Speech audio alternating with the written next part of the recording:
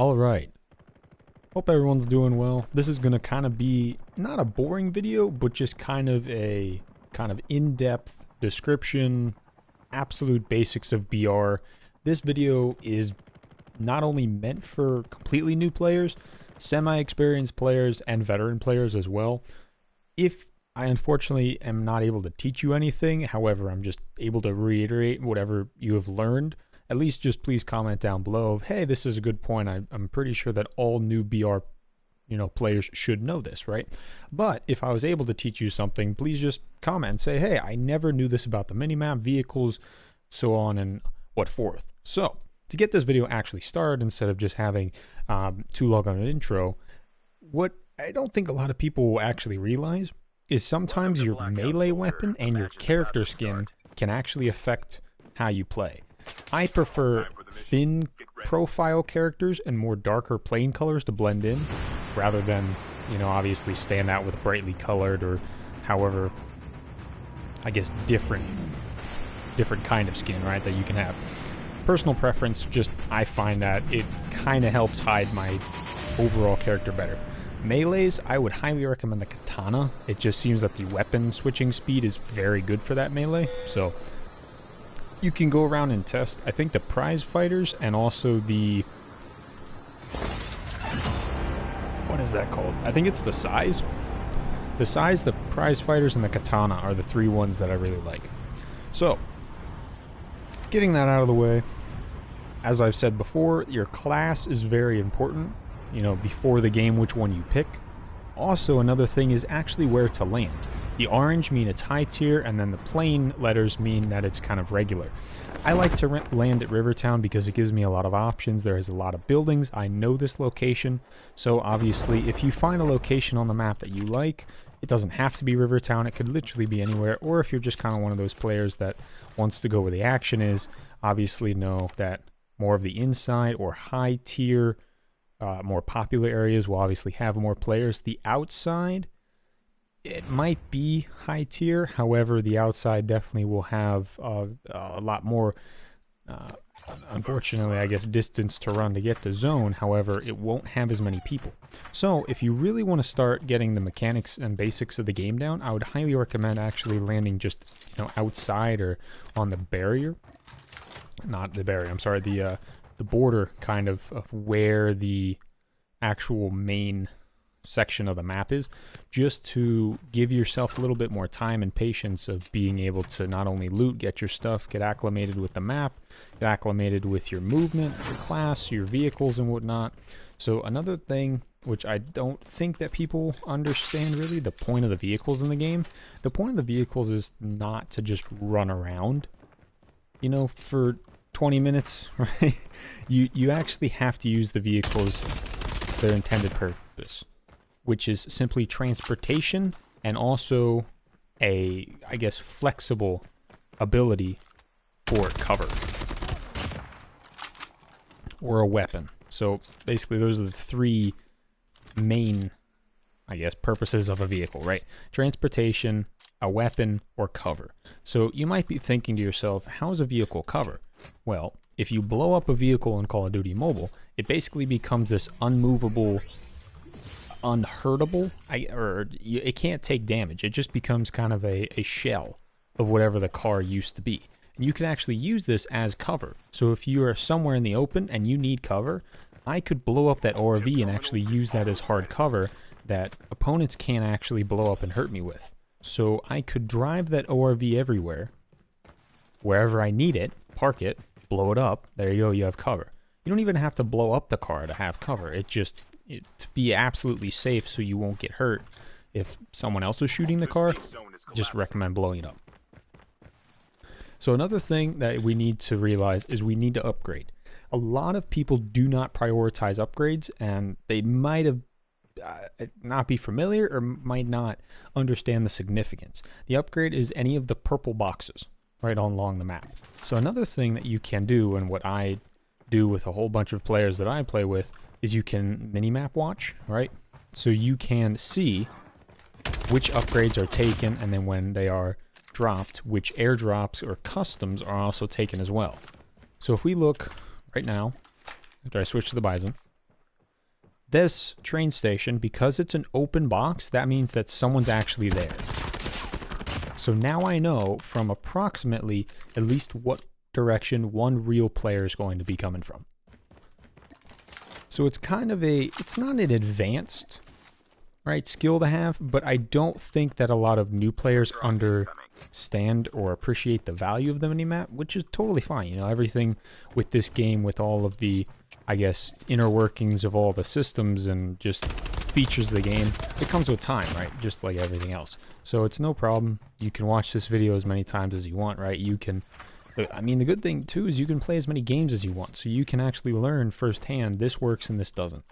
So another thing is also getting to zone and getting to upgrade, like I was saying before. So right now, there's only 54 people left. I think there's at least 2 or 3 real people from what my kill feed watching has been like. So what we're going to do is we're going to mark, yes, I see this guy.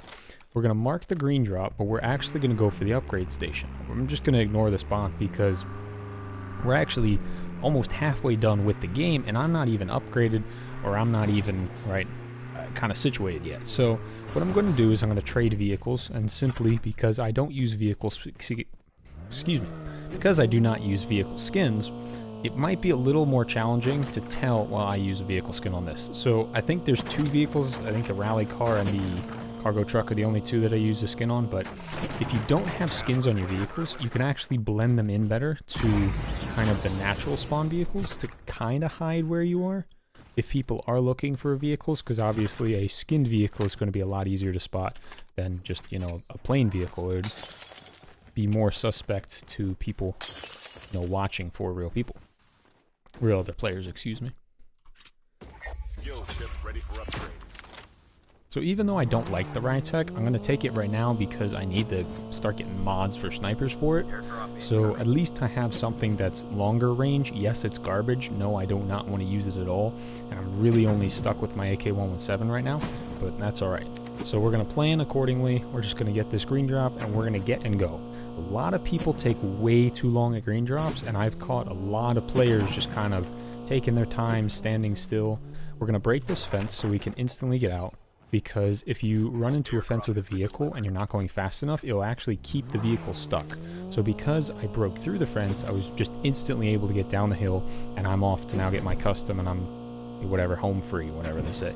So unfortunately, the rally car has this nice little lip at the front, so any like low or kind of just annoying piece of ankle level cover, excuse me, unfortunately the rally car will get stuck on. So because we're watching map, right, instruction just got hit, I can also see that this custom is above this highway, so you can't get up to this custom unless you go around the highway. So that was able to save me a little bit of time rather than going all the way around, even though I missed that. So I do apologize sometimes, because commentating, trying to piece together my thoughts for informational help and also playing the game at the same time is a little bit tricky, but I'm trying my best. I think this is kind of the best way. I don't want to record the gameplay and then, I guess, pause every time that I want to tell you something, because the 20-minute game already, it would probably turn into an hour video, because I would just try to overanalyze everything. So I'm going to do my best to just walk you through exactly what I'm doing. So because that upgrade was taken, I'm actually suspicious of a person being here. Because it's not taken yet, I don't know if they're trying to bait other players into taking this. So what I'm going to do is I'm actually going to look around. I'm going to listen for footsteps. I'm going to try to get up here, but I can't. Airdrop has been delivered. Just going to watch up top. I don't see any sniper glints. We're going to keep moving. So what we're going to do is we're actually just going to smoke this, because I don't know, I just have a bad feeling. We can actually drop down. There we go, missed it at first. So the Korean player has an M13 right now. So I believe that that is still ground loot, and he does not have a custom. And that's another thing, like I've said in the previous video, if you're able to watch the kill feed, you're not only able to see what guns they have, see if they're ranked or anything. You can also see what classes. So I saw that there was a Ravager class user before. You can see the dogs, and then also just looking in the sky, you can see airborne and you can see the spotter class. So right now he's in front of me at this tree. And he thinks I don't see him. I actually do, I just don't have shots.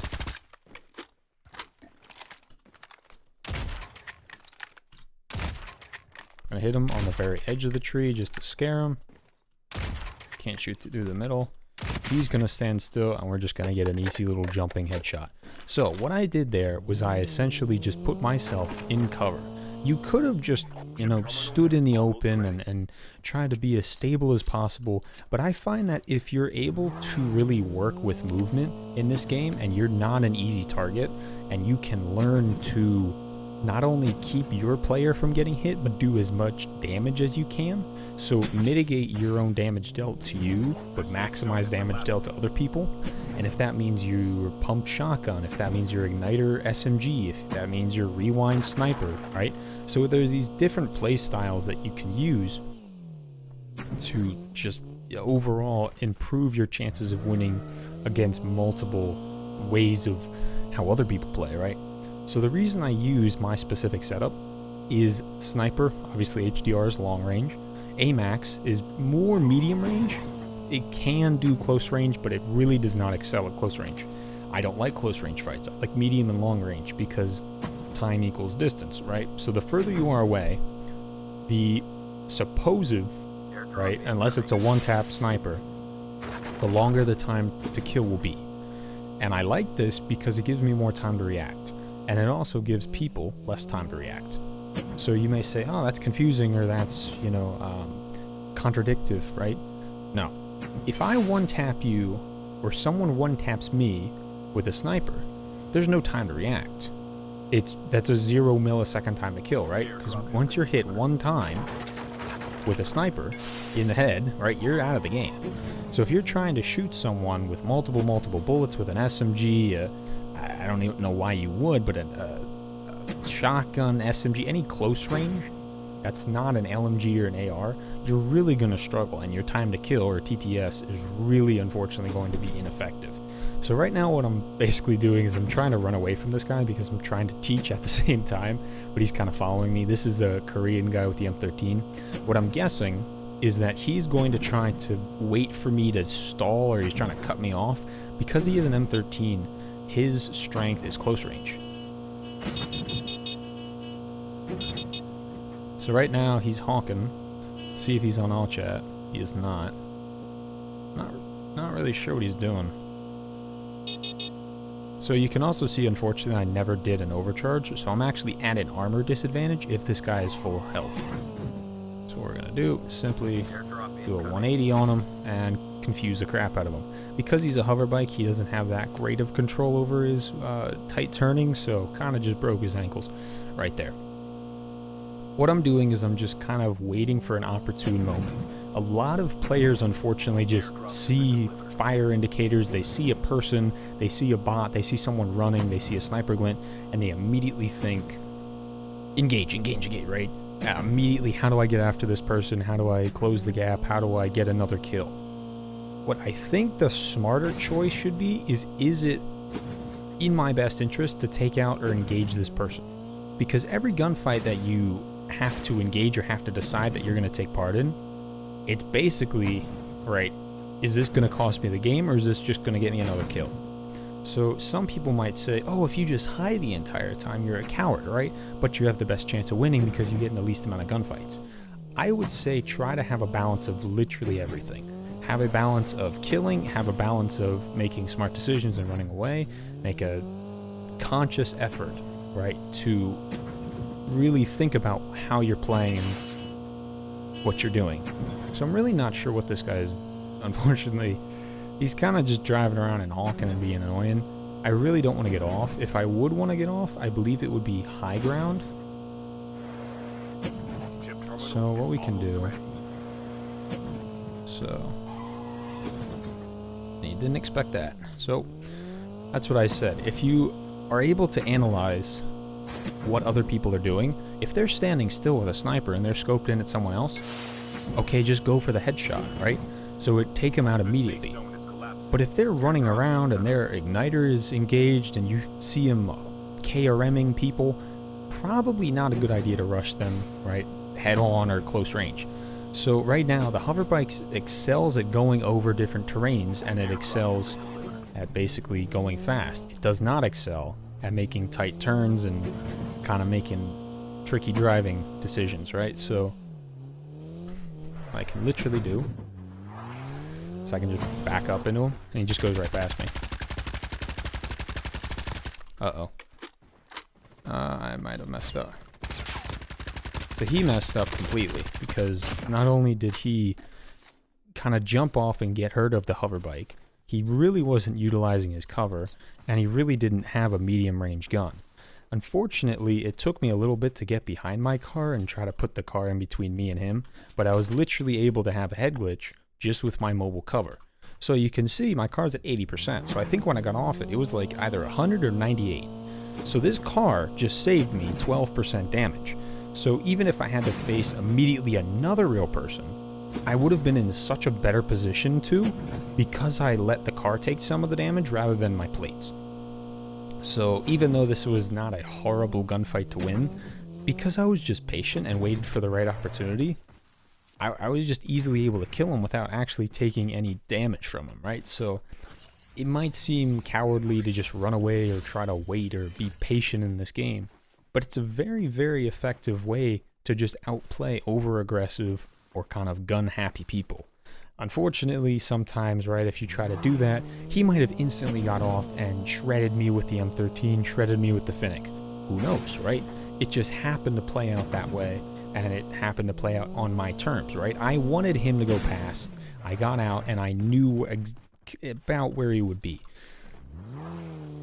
I literally just simply stopped my car in a certain position where I knew he would be too fast to stop, or if he was, it would be very difficult for him to get his bearings once he got off his car or his hoverbike, right? So if you're able to find your strengths of, mine is just trying to be timely, trying to be patient, and understanding I don't have to win every single gunfight as soon as I saw that person. If, for example, the first time I saw that guy, right, he was just going by in a hoverbike. If I got out immediately and I just stood still and I was trying to shoot at him, he could have easily came by, not only one-tap me with the hoverbike, because it can one-tap, but it significantly damaged me, jump off, and maybe kill me before I even hit the ground again because of the slow fall glitch, right? That could have happened, but it didn't. All I did was I waited and I was patient. Okay, so 50% of that was because I was trying to continue to teach you guys, but also 50% was I was not comfortable being chased around on a hoverbike. I wanted to catch this guy off guard. I wanted to take advantage of how aggressive he was. So he might have been absolutely amazing at close range fights. He might have beaten me 100 out of 100 gunfights if we ran simulations, right? Close range. However, all I did was I take away his ability to fight me close range, and I said, what are my strengths? Long and medium range, and I have the element of surprise, because he's trying to predict what I'm going to do, and I'm just trying to predict how I can outplay him following me, right? So my strength was medium, far. His strength was close range. Okay, just stop, make sure this guy goes too far. Not only is he out of his comfort range, but also his weapons too, so it used his weapon strengths against him. They're fantastic close range, they're not great medium and long range. Even though this wasn't like the most exciting video, I hope it was at least informational and kind of eye-opening. Yes, I didn't do a lot of kills or damage or whatever.